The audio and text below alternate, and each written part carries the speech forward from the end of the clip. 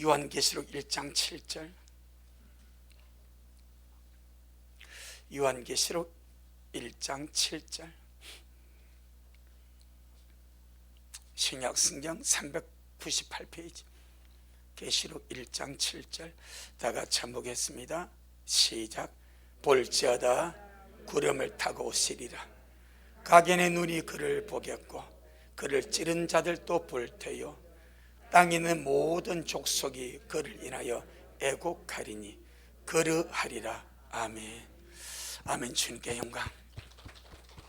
주님이 하십니다. 우리 주님이 잘하십니다. 성경에 보면은 주님이 마귀에 대해서 몇 군데 말씀하고 있어요. 마귀, 땅의 존재 아니고 하늘의 존재인데, 이 땅의 창조지기 전에 먼저 하늘에서 하나님이 그룹, 서랍, 그 다음에 천사들을 만들었습니다.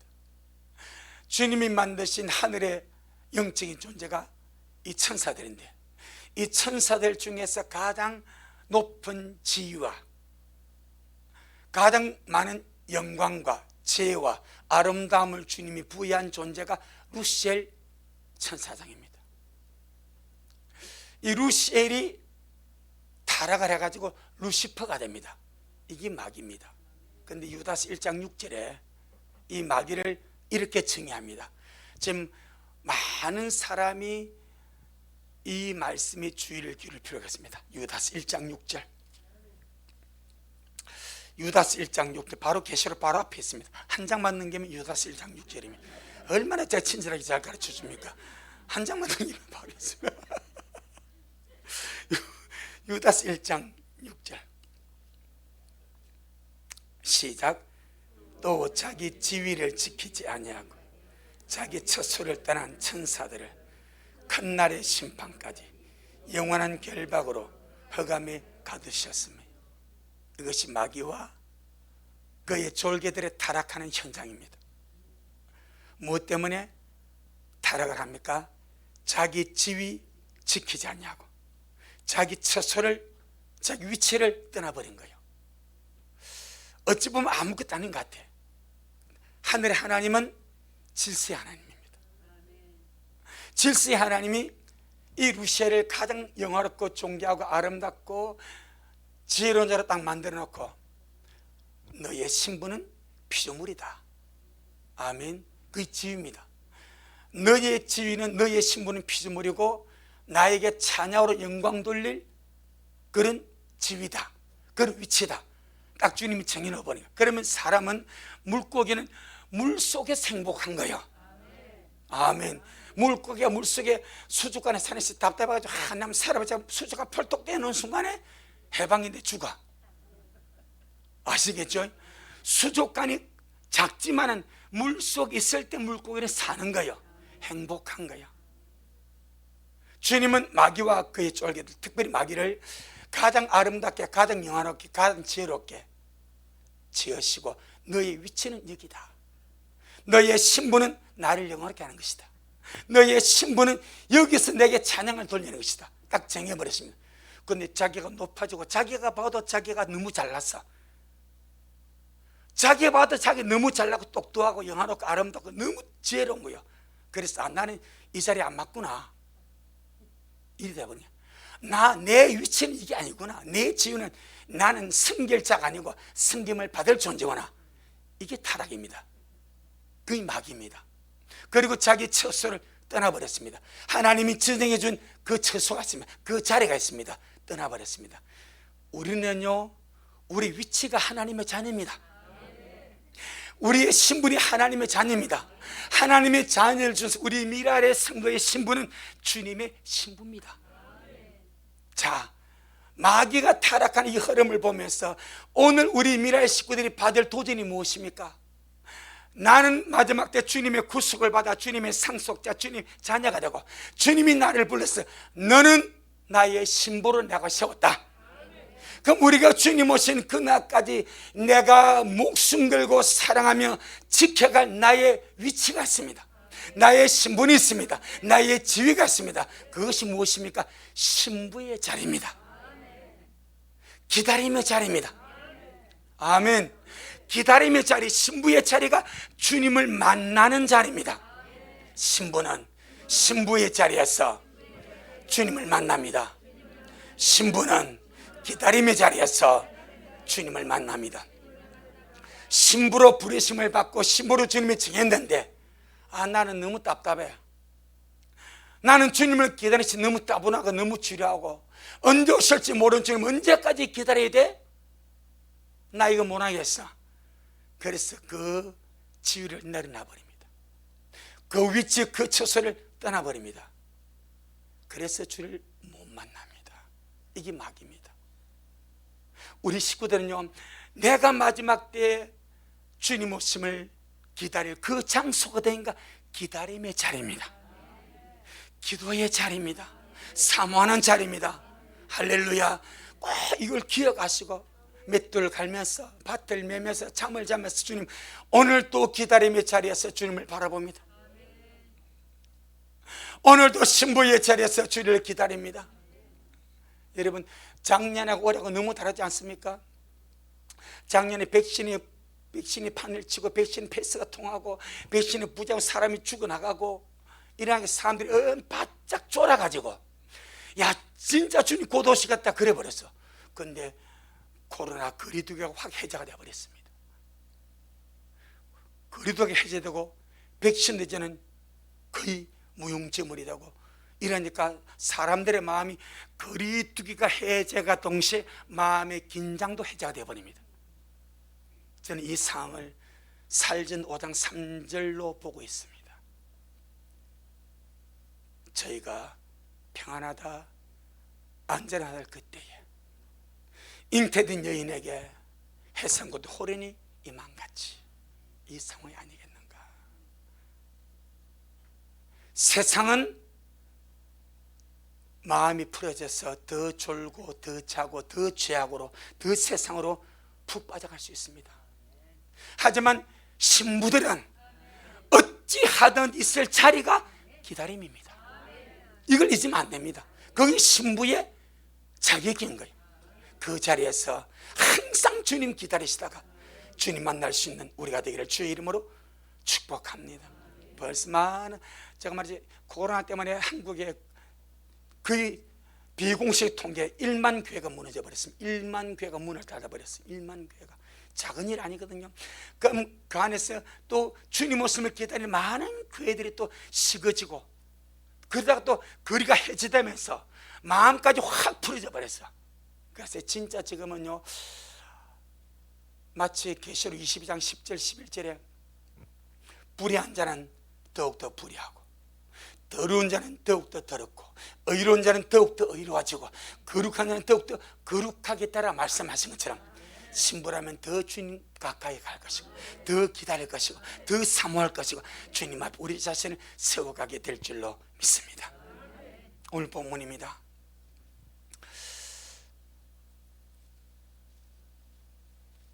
계시록 1장 7절에 볼지어다 어떻게 오신다? 구름을 타고 오시리라. 가기는 눈이 그를 보겠고 그를 찌른 자들도 볼 터요 땅에 있는 모든 족속이 그를 인하여 애곡하리니 그러하리라. 아멘. 주님 오심입니다. 그런데 주님 오심은 성경에 두 방면으로 말씀하고 있습니다. 성경을 종합적으로 보는 것이 굉장히 중요합니다. 자, 주님의 초림을 예를 들어보면 이사야를 통해서 주님이 예언합니다.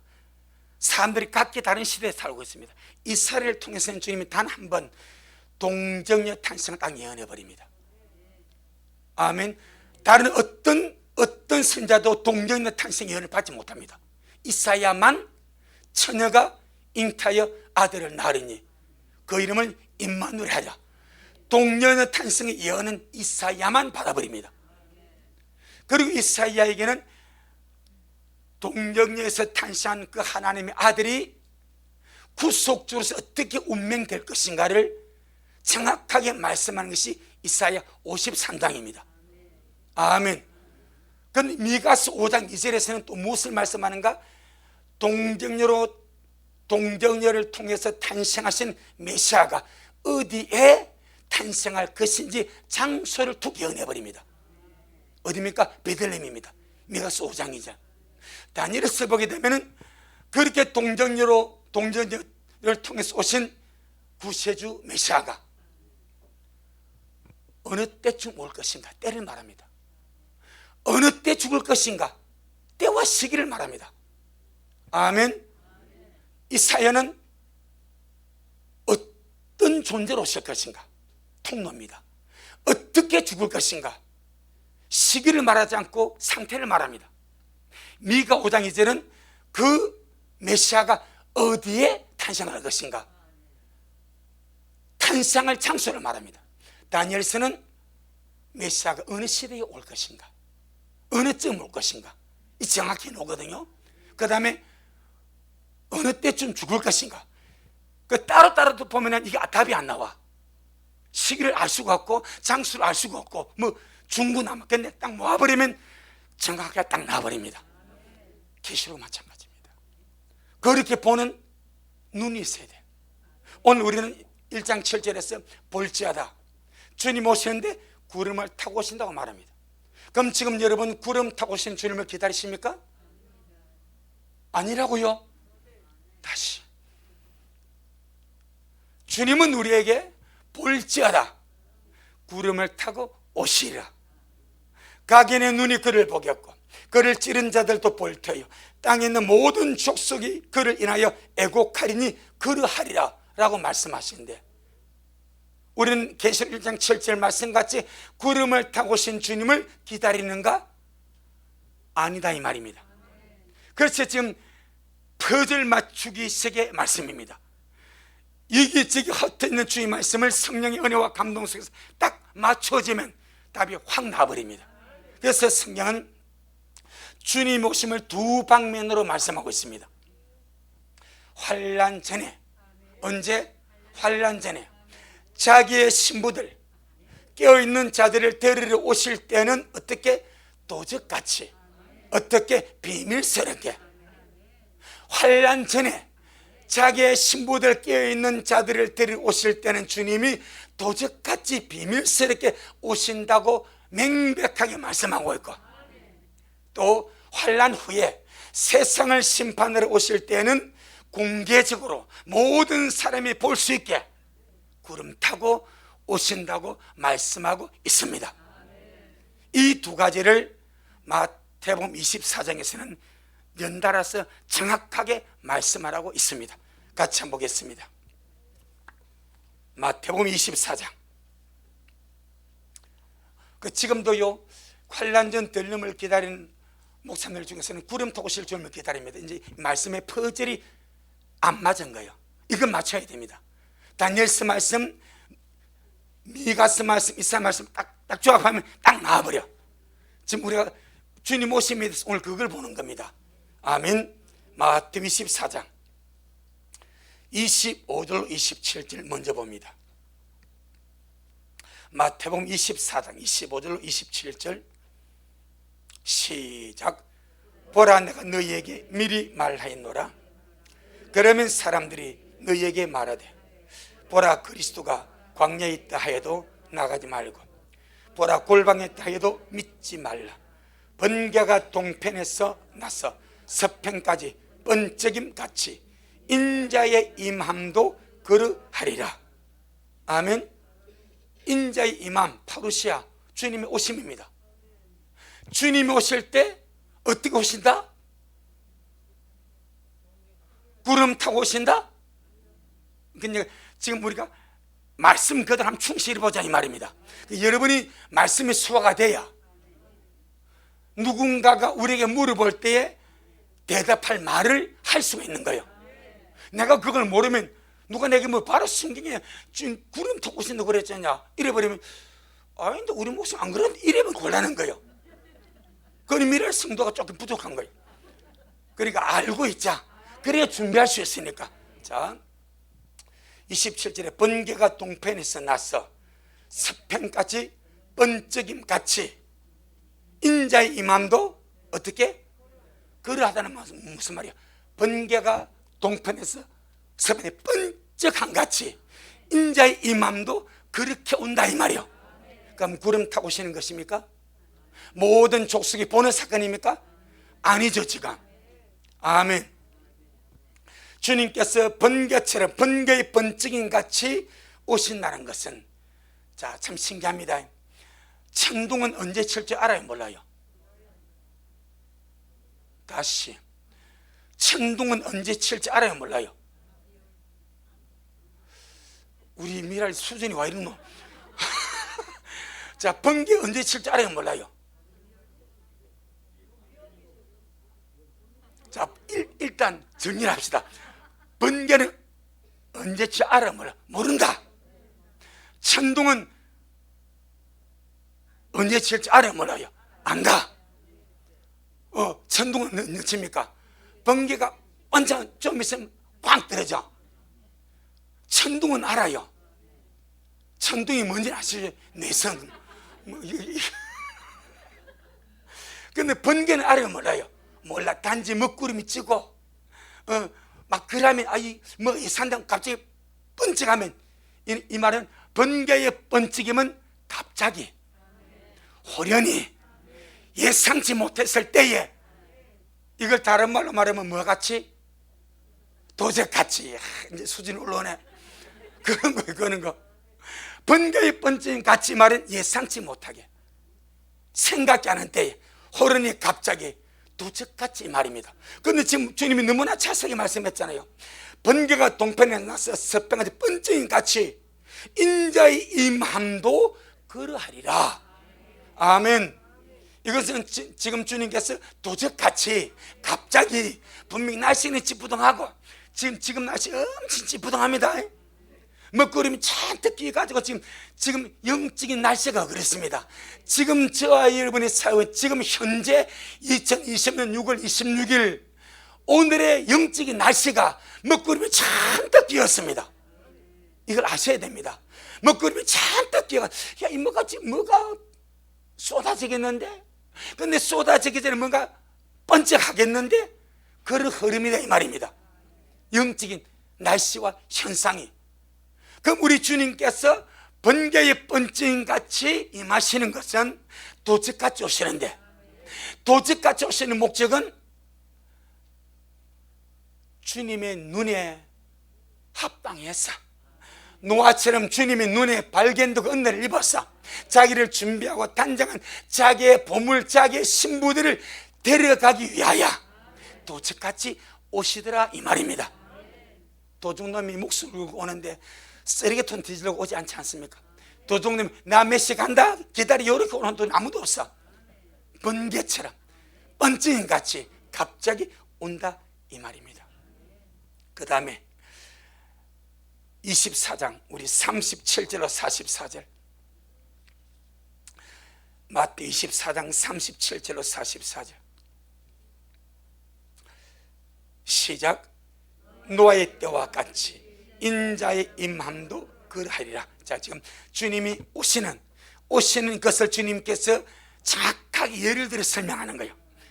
누구의 때와 같이? 노아의 때와 같이. 노아의 때와 같이 인자도 그렇게 온다. 그러면서 정확하게 예시를 합니다. 38절부터 44절 시작.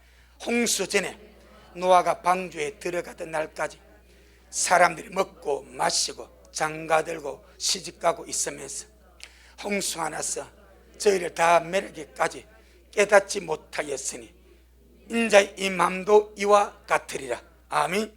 노아의 때와 같이 인자가 그렇게 오신다 말씀하는데, 인자의 임함도 이와 같다고 말씀하실 때 인자의 임함을 주님이 무엇에 비유하는가? 홍수에 비유합니다. 맞습니까? 홍수에. 홍수 전에 사건이 있고 홍수가 나는 사건이 있습니다. 홍수 전에 노아가 방주에 들어가던 날까지, 이때는 뭡니까? 준비의 기간입니다. 지금 우리는 홍수 전에, 방주에 들어가기 전에 상황이 우리가 살고 있습니다. 그때의 세상은 어땠는가? 하나님이 말씀을 받고 자기들이 살기 위해서 방주를 열심히 예비하는 그 노아의 가족 8가족에게 관심이 있어요, 없어요? 전혀 관심 없습니다. 전부 다 미쳤다고, 미쳐도 곱게 미치, 더럽게 미쳤다고 이렇게 욕하면서 조롱합니다. 하기야 그런 오해를 받지 않겠습니까? 방주가 거기 작은 나룻배가 아니지 않습니까? 어마하게 큰 배인데 그 배를 짓는 것을 보고 저기 무슨 짓이고 참 미쳐도 더럽게 미친데, 여러분 우리는 좋게 미쳤습니다. 그 사건, 방주에 들어가기 전까지 준비하는 기간인데 아무도 방주 짓는 노아의 가족에게 관심을 기울이지 않았습니다. 오늘 이 마지막 때에 주님 오심을 알고 예배하고 준비하는 기다리는 신부들에게, 기다리는 사람들에게 아무도 관심을 기울이지 않습니다. 같습니다. 다시 39절 시작. 홍수가 나서 저희를 다 멸하기까지 깨닫지 못하였으니 인자의 임함도 이와 같으리라. 아멘. 그러니까 지금 인자의 임함이 뭐와 같다? 홍수날과 같다 이 말입니다. 그런데 홍수가 나니까 노아를 건져냈죠. 홍수가 나니까 급하게 많아 빨리 안 들어가고 이래가지고 건져냈습니까?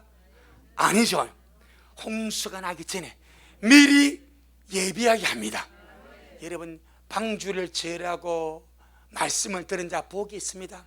좀 고생스럽고 좀 못 놀지만은 남들 다 피크닉 갈 때 기도해야 되고 대패질 해야 되고 톱질 해야 되고 그런 삶을 살지만은 행복이고 은혜고 감사한 줄로 믿습니다.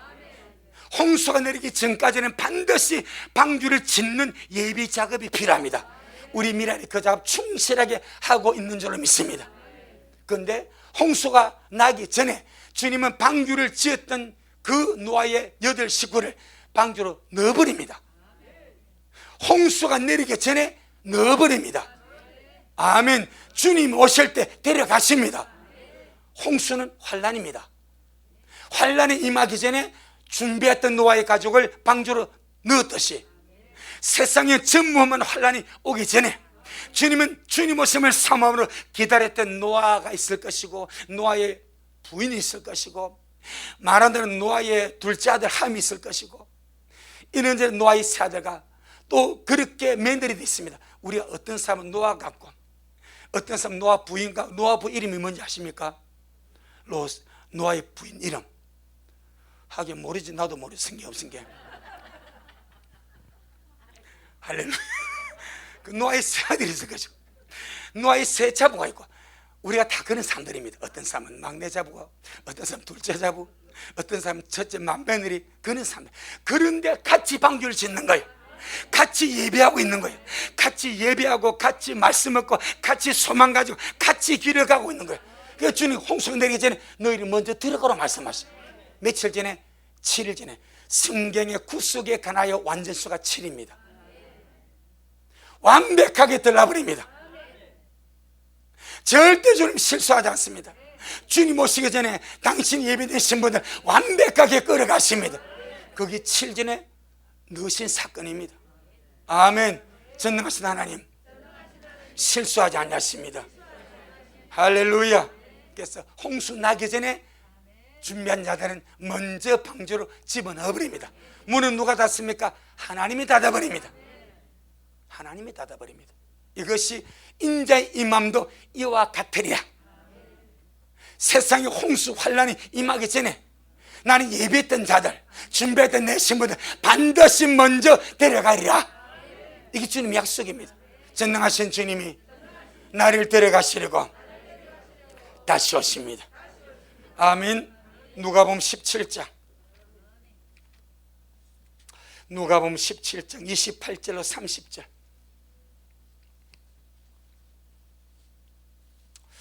누가복음 17장 28절로 30절. 28절로 30절 시작. 또 롯의 때와 같으리니 사람들이 먹고 마시고 사고 팔고 심고 집을 짓더니 롯이 소돔에서 나가던 날이 언제? 그럼 롯이 소돔 성 안에서 불과 유황을 맞이합니까? 아니죠. 나가던 날, 나간 후입니다. 다시 29절 시작.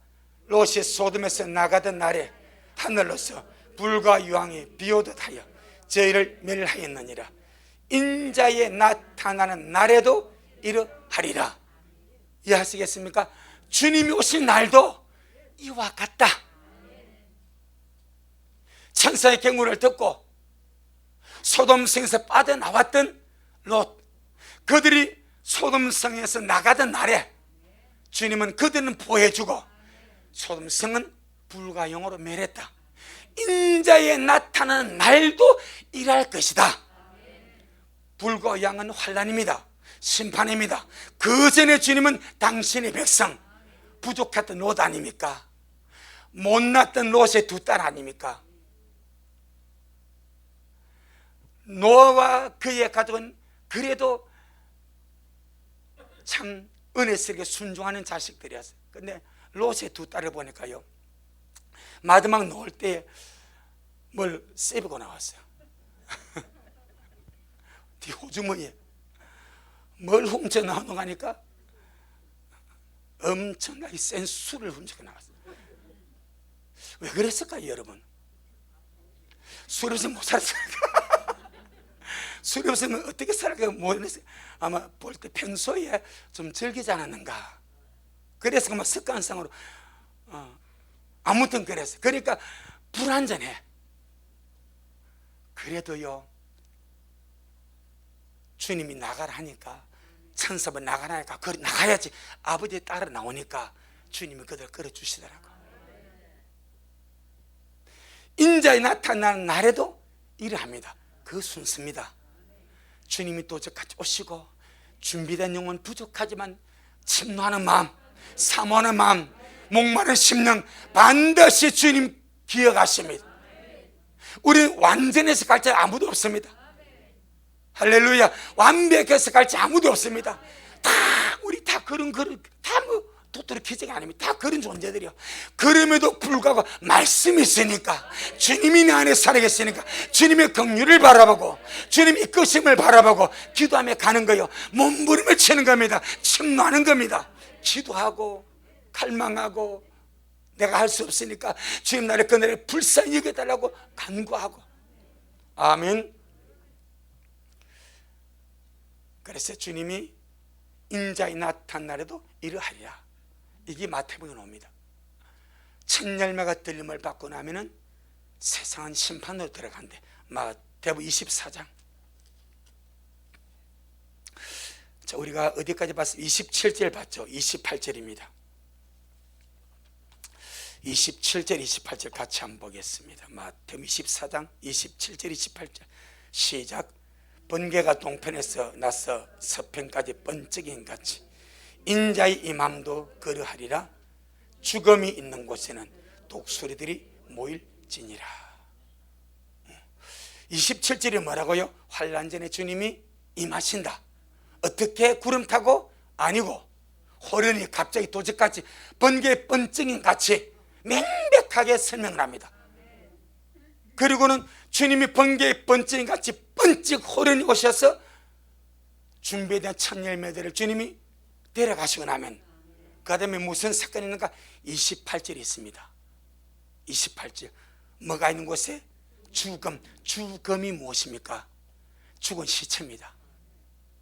죽은 몸, 죽은 시체를 죽음이라고 합니다. 죽음이 있는 곳에, 죽은 몸, 죽은 시체가 있는 곳에 뭐가 모인다? 독수리가 심판을 말합니다. 독수리는 죽은 시체를 뜯어먹고 사는 부정한 짐승입니다. 이 독수리가 하나님의 심판의 모습인데, 죽음, 죽은 몸, 죽은 시체가 있는 곳에 그들이 그 시체를 뜯어먹음으로 하나님의 심판이 이루어진다고 말합니다. 그럼 물어볼게요. 죽음, 죽은 몸, 죽은 시체가 무엇입니까? 죽은 몸, 죽은 시체, 죽음이 무엇입니까? 다시, 교회는 주님의 몸, 우리는 주님의 살아있는 몸입니다. 깨어있는 몸입니다. 교회는 주님의 몸입니다. 꼭 그렇게 풀어지는 거예요.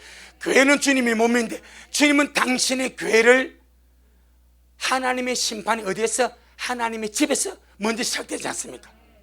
그 심판이 무엇입니까? 살아있는 영혼과 죽은 영혼을 갈라놓는 거예요. 예비된 영혼과 예배하지 못한 영혼을 갈라놓는 거예요. 익은 영혼과 익지 못한 영혼을 갈라놓는 거예요. 그럼 우리 주님이 다시 오실 때에 주의 몸된 귀 안에서 깨어서 살아서 주님을 향하여 살아있는 주님의 신부들은 데려가고, 땅이 남을 때 그 교회의 모습이 주님 모습이 무엇이겠습니까? 죽은 몸입니다. 죽은 몸입니다. 들림 받지 못하고 땅에 남는 주의 교회는, 교회가 주의 몸입니다. 몸인데 무슨 몸이라? 죽은 몸이라. 죽은 시체라. 죽은 시체를 다른 말로 말하면 죽음입니다. 첫 열매가 깨어있다가 주요를 사모하다가 들림 받고 나면은 나머지 모든 교회는 땅에 남아버립니다. 그리고 어디 속으로 들어갑니까? 환란 속으로 들어갑니다. 환란 속에 들어가서 이스라엘은 입맞은 14만 4천 12지파 가운데 1만 2천씩, 이제 이게 7장에 나오죠. 자세히 앞으로 다루게 되죠. 14만 4천은 다섯 번째 나팔에 다섯 일 동안 죽고 싶거나 죽음이 피해가는 그 지독한 고통 속에서 주님이 그들을 부하게 해서 인을 쳐버립니다. 이방 교회는 다 당해버립니다. 죽음이 죽은 교회입니다.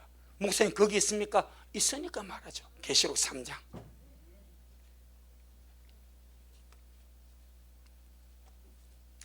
계시록 3장 1절로 3절. 왜 교회가 깨어야 되고 왜 교회가 살아야 되고. 자, 그러면은 우리가 주님께서 이렇게 말하지 않습니까? 나사로가 잠들었다. 나사로가 잠들었다는 말을 주님이 표현할 때 나사로는 뭐 죽었습니다. 영적으로 주님이 볼 때 자는 교회 죽은 교회입니다. 죽어서 죽은 교회가 아니라 자는 교회가 죽은 교회입니다. 아시겠습니까? 생명을 받았어. 교회니까 구원을 받았어. 그런데 마지막 때 주님 오심을 알지 못하고 깨어있지 않냐고 자고 잠들어 있는 교회는 주님이 보실 때 뭐가 같아? 죽은 것 같아. 살았다는 말은 다시 오실 주님을 바라보면서 예배하고 준비하고 깨어서 기다릴 때에 그거는 살았다는 거예요. 깨어있다 말하는 거예요. 깨어있는 것은 살은 것이고 자는 것은 뭐요? 죽은 것으로 보더라 이 말입니다. 그게 딱 이게 적용돼 버립니다. 보겠습니다. 계시록 3장 1절로 3절 시작. 사대교회 사대에게 편지하기를 하나님 일곱 영과 일곱 별을 가진 이가 가라사대 내가 네 행위를 아노니 네가 살았 이름은 가졌으나 죽은 자로다. 너는 일깨워 그 남은 바 죽게 된 것을 굳게 하라. 내 하나님 앞에 네 행위 온전한 것을 찾지 못하였노니 그러므로 네가 어떻게 받았으며 어떻게 들었는지 생각하고 지켜 회개하라. 만일 읽히지 아니하면 내가 도적같이 이르니 어느 네게 임할는지 네가 알지 못하리라. 아멘. 주님이 도적같이 임하시는 것이 번개인같이 오신 사건인데 그때 주님 뭐라 말이야? 산자 내가 데려간단 말입니다. 그런데 사도교회 전부는 뭐요? 죽었대. 그럼 죽어서 죽은 것이 아니고 영적으로 자버리는 거예요. 영적으로 자버리는 거예요. 영적인 잠이 오래되면 죽음입니다. 육신의 잠이 오래되면 죽음입니다. 꼭 기억해야 됩니다. 육신의 죽음도 우리가 하루 이렇게 피곤한 몸을 이끌고 잠자고 다음날 아침에 일어나야 산 거지. 죽어도 한창 자. 그건 뭐요? 이 죽어버립니다. 잠이 길면 죽음입니다. 영적으로 마찬가지. 영적인 잠이 길어지면 죽음입니다. 우리는 날마다 나를 깨워야 될 줄 믿습니다. 몸부림치면 깨워야 됩니다. 한스풍이 엄마가 떡국을 쌀다가 잠이 오니까 어떻게 했습니까? 바늘로 허벅지를 찌르고 한수병 마음이 신삼장입니까? 아무도 그런 사람이 있었습니다. 저 졸음 오니까 이 졸음을 깨우려고 바늘로 자기 허벅지를 꼬집고 해가지고 깨우지 않습니까? 지금은 내가 나를 깨워야 되고 내 영혼을 깨워야 되고, 그래서 이렇게 계속 영이 살아야 된다, 영이 건강해야 된다, 영이 깨어나야 된다, 계속 그렇게 말하는 거예요. 지금 그 문제입니다. 그럼 다시 마태복음 24장에서 이 죽음이 뭐라고요? 잠자는 교회입니다. 깨어있지 못하고 잠자는 영혼입니다. 그들은 주님 볼 때 죽었다 봅니다. 죽어서 죽은 것이 아닙니다. 잠자기 때문에 죽은 것처럼 보이는 거예요. 그게 뭐가 하면 독수리가 모여야 됩니다. 하나님의 심판입니다. 그럼 이 죽음이 있는 곳에 독수리가 모이는 사건을 다른 말로 하면 뭐예요? 7년 환란입니다. 이해되겠습니까? 28절 앞에 25절 27절에 뭐가 나옵니까? 번개가 번짐같이 인자 임함도 이래하리라. 주님의 도적같이 오는 사건이 있고, 28절에 죽음의 사건, 죽은 몸에게 심판이 임하는 환란이 있습니다. 보이죠? 그럼 다시 29절로 30절 마태복음 24장 29절로 30절, 그러니까 25절부터 30절 안에 환란전 도적같이 주는 사건, 7년 환란 후까지 다 나와버립니다. 지금 우리가 보는 그대로입니다. 29절로 30절 시작. 그날 환란 후에. 그러면 환란이 뭐라는 거예요? 28절입니다. 맞습니까? 27절은 번개 번째 주님 오시고 그 다음에 환란이 오고, 29절 시작. 그날 환란 후에 즉시 해가 어두워지며 달이 빛을 내지 아니하며 별들이 하늘에서 떨어지며 하늘의 권능들이 흔들리리라. 그때에 인자의 징조가 하늘에서 보이겠고, 그때에 땅의 모든 족속이 통곡하며 그들이 인자가 구름을 타고 능력과 큰 영광으로 오는 것을 보리라. 아멘. 30절에 환란 후에 땅의 모든 족속이 통곡하며 그들이 인자가 뭘 타고 구름을 타고 능력과 큰 영광으로 오는 것을 보는 사건이 있습니다. 그런데 27절에 뭐가 있어요? 번개 번쩍임 같이 인자 임하는 사건이 있어. 지금 인자 임함이 두 번이죠. 27절에 한 번 나오고 30절에 한 번 나오죠. 아멘. 그러니까 분리되어 있는 거예요. 그런데 그 분리된 중간에 뭐가 들어갑니까? 환란이 들어가더라 이 말입니다. 아멘. 그래서 우린 구름 타고 오신 주님을 기다리는 것이 아닙니다. 번개처럼 오실 주님을 기다립니다. 번개처럼. 거기 환란 전에 도적같이 비밀스럽게 오셔서 깨어있는 영혼들 데려가신 주님의 오심이 번개처럼, 번개 번쩍임같이 순간적으로 예기치 않게 오셔서 데려가신다. 그때 살아있는 영혼, 깨어있는 영혼, 주님을 예배했던 영혼은 그대로 주님이 데려가시고 나머지는 죽은 것으로 처리해버립니다. 죽은 몸으로 처리해버립니다. 왜? 자고 있으니까, 졸고 있으니까. 그래서 독수리가 임하게 됩니다. 그게 환란입니다. 그리고 환란 후에 해가 어두워지고 달이 빛을 내지 아니하고 별들이 하늘에서 떨어지며 하늘의 권능들이 흔들리는 이 일월성신의 징조가 보이게 되고, 30절에 그때 인자의 징조가 하늘에서 보이겠고 그때의 땅의 모든 족속이 통곡하며 그들이 인자가 뭘 타고 구름을 타고 능력과 큰 영광으로 오는 것을 보리라. 아멘. 그럼 이 사건이 뭐요? 오늘 계시록 1장 7절 사건입니다. 이해되죠? 계시록 1장 7절. 계시록 1장 7절.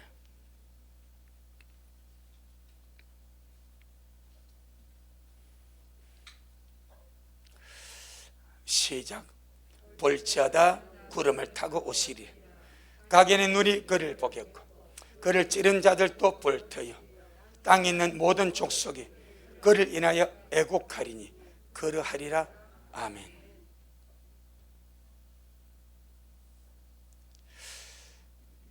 그를 찌른 자들이 구름 타오신 주님을 보게 됩니다. 그를 찌른 자들이 누굽니까? 유대인을 비롯하여 주님을 대적했던 모든 세상 세력입니다. 유대인을 비롯하여 주님을 대적했던 모든 세상 세력, 헤롯이 주님을 대적하죠. 빌라도가 주님을 대적하죠. 로마의 군병들이 주님을 찔렀잖아요. 유대인들이 고소했잖아요. 그 사건들, 이 세력들이 주님을 보게 됩니다. 시간만에 세상 모든 열국과 열방들이, 이스라엘 백성이 다 구름 타고 오시는 주님은요, 번개처럼 오면 아무도 못 봅니다. 여러분, 번개쳐도 여러분 눈 깜짝이 가버려 없어. 그런데 모든 족속이 우리 조상들이 찌른 저 예수가 진짜 하나님 아들 메시아 그리스도 맞네 라고 깨닫고 통곡하고 애곡하고, 이런 사건이 일어나게 했던 주님이 슬로모션으로 구름이라는 말 자체는 물론 보이는 구름을 씌웠습니다. 하늘에서부터 구름 타고 오면 너무 멀고, 사람들의 가시권 아래서 주님이 구름 타고 오실, 이것은 하나님의 영광입니다. 하나님의 임재입니다. 성경에서 항상 주님이 임재하실 때 구름에 쌓여 그거예요. 그러면 사람들이 이걸 다 봅니다. 그래서 회개합니다. 자, 스가랴 구약 성경 말라기 바로 앞에 스가랴 있습니다. 말라기 어디 있는가? 마태음 앞에 있습니다. 스가랴 12장 10절.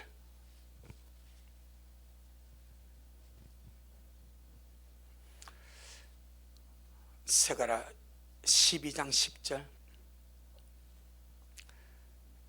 시작. 내가 다윗의 집과 예루살렘 거민에게 은총과 간과는 심령을 부어주리니 그들이 그 찌른 바 그를 바라보고 그를 위하여 애통하기를, 독자를 위하여 애통하듯 하며 그를 위하여 통곡하기를, 장자를 위하여 통곡하듯 하리로다. 이스라엘이 지상 재림하시는 주님을 보고 통곡하고 회개하는 모습이죠. 그들이 그 찌른 바 그를 바라보고, 주님이 뭐 타고 오실 때에 구름 타고 오실 때, 실제 구름일 수도 있고 하나님의 영광일 수도 있습니다. 그건 우리가 가히 알 수, 왜냐하니까 자, 그 사도행 1장에 보면 주님이 성전하실 때에 구름이 가리웠거든요. 그건 실제 구름일 수도 있고 하나님의 영광의 구름이 가릴 수 있어. 아멘. 그와 같이. 그런데 문제는 모든 사람이 보고 애통하고 통곡할 수 있을 정도의 시간적인 여유가 있다 이 말입니다. 이걸 설명하는 거예요. 이해하시겠죠? 다 봐. 지금은요, 불과 몇 년 전에는 유튜브가 없습니다. 지금 뭐 지상파, 그 다음에 또 케이블 방송들 많지만은, 지상파 옛날처럼 그렇게 시청률이 안 많대. 옛날에는요, 뭐 드라마 하나가 쉽게 말하면 이렇게 뭐 대박을 했다 하면 평균 시청률이 20% 넘어야 되는데, 지금은요 3%만 더 대박 났답니다. 텔레비 보는 사람이 없어. 텔레비 보시는 분 봐라, 우리 벌써 혹시 있죠? 근데 유튜브는 폰으로 다 봐. 아마 유튜브 방송 될 거예요. 지상파니, 그 다음에 또 유튜브. 근데 캠은 오지 않습니까? 주님 어디로 오신다? 감람산입니다. 그것도 기록되어 있거든. 감람산 올 때, 감람산 유대인들이 자기 스마트폰으로 오시는 주님을 찍는 거예요. 이거 세계, 온 세계 송출해버려. 모든 자가 다 봐버립니다. 모든 자가 신기하게 모든 것이 하나님 오심에 대해서 다 이렇게 시스템이 갖추어지고 있습니다. 아멘. 사도행전 1장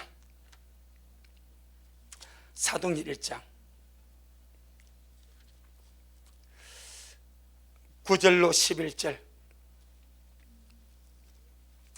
사도행전 1장 9절로 11절. 사도행전 1장 9절로 11절. 시작.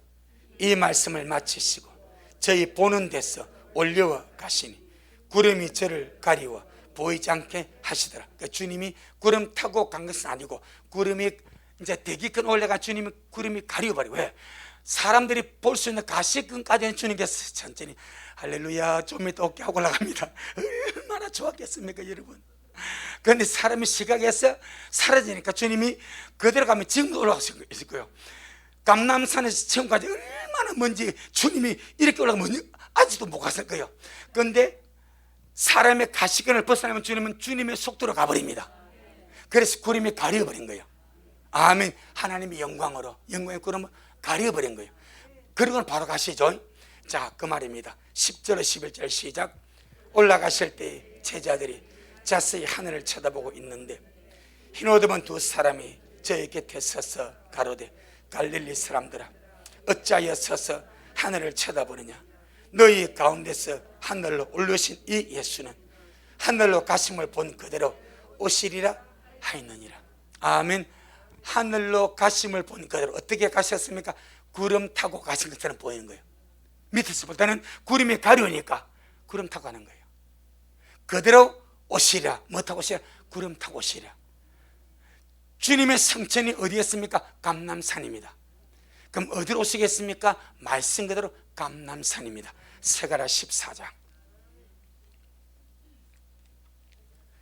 스가랴 14장 4절로 5절에 스가랴 14장 4절로 5절에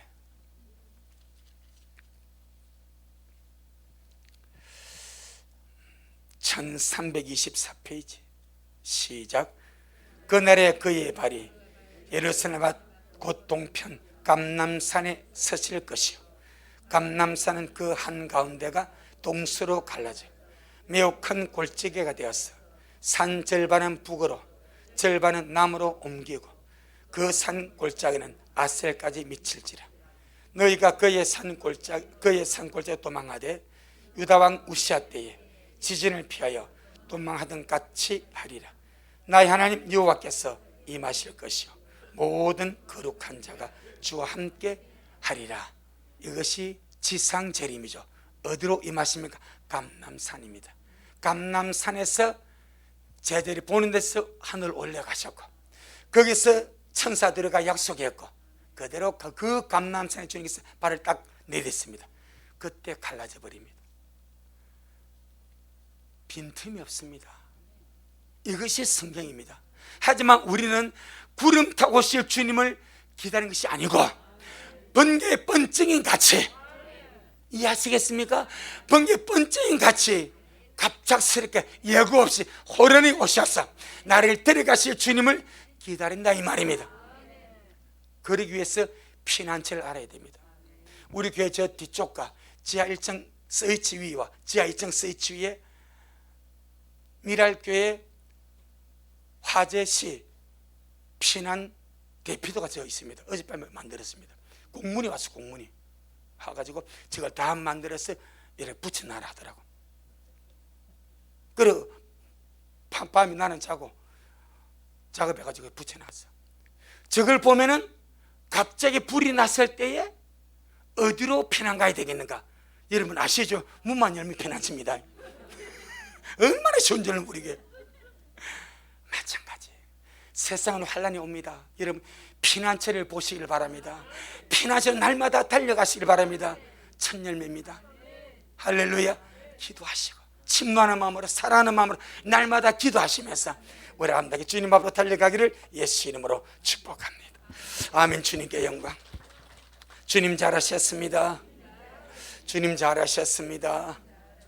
고맙습니다. 주님 우리에게 주의 말씀을 또한 열어서 깨닫게 하여 주시고 우리의 신분이 어떠한지, 우리가 지금 어디에서 주님을 기다리고 있는지, 어떻게 임하실 주님을 기다리고 있는지 맹맹백백하게 알게 하심을 감사합니다. 주님 미랄의 모든 식구들 밭을 매면서 깨어있게 하시고 맷돌 가면서 깨어있게 하시고 잠을 자면서 깨어있게 하시고 내가 살아있다는 것을 언제나 주님이 보실 수 있도록 영적으로 잠들지 않게 하시고 기도의 사망의 잠을 자지 않게 하시고 깨어있음에 잠을 자지 않게 하여 주시고 항상 깨어서 주님 앞에 살아있는 모습으로 기다림에 갈 수 있도록 축복해 주시기를 바랍니다. 번개의 빈증같이 주님이 오셔서 첫 열매들 데리고 가고 나면 죽은 몸을 심판한다고 말씀하며 죽은 몸, 잠자는 몸, 잠자는 영혼들 아버지 우리 미랄 서로 깨어나게 하시고 준비하게 하시고 정말 졸며 세상은 졸며 잘지라도 우리 미랄은 다른 이와 같이 자지 말고 어저께 건신하다가 영광이 주님 만나 뵙도록 역사하옵소서. 오늘도 주님 잘하셨습니다. 모든 영광 우리 주님께 돌려드립니다. 예수님 이름으로 기도 올리옵나이다. 아멘. 지금은 말씀대로 속히 오실 우리 주 예수 그리스도의 크신 은혜와 아버지 하나님의 놀랍고도 극진하신 사랑하심과 우리 안에 내주하셔서 늘 주님과 동행하게 하시고 의의 길로 생명의 길로 믿음의 좁은 길로 이끌어 가시는 성령 하나님의 거룩한 역사가 오늘 주님 앞에 나와 귀한 말씀 듣고 또 준비하고 깨어나서 주님을 기다리며 달려가는 이것 끝에 주님 뵙기를 소원하는 우리 모든 성도들 머리 위에 저들의 가정 위에 우리 미랄 교회 위에 이 말씀을 먹고 마실 모든 자들 머리 위에 여전히 주님 말씀을 사모하며 사랑함으로 달려가는 종에게 지금부터 영원토록 함께 있을지어다. 아멘.